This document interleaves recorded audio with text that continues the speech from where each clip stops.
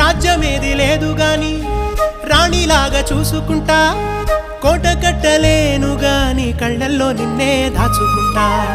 రాత ఎట్లా రాసి ఉన్నా ఆ మార్చి నీతో రాసుకుంటా.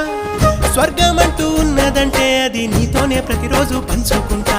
నిన్ను గన్న మీ నాన్న కన్నా లారు ముద్దుగా సాదుకుంటా. నీకు కోపం వస్తే కొంత దూరం ఉంటా, నువ్వు గీత గీస్తే నేను దాటనంట. కంట నీరు కంటి రెప్ప దాటకుండా కాటుకై కావలుంటా.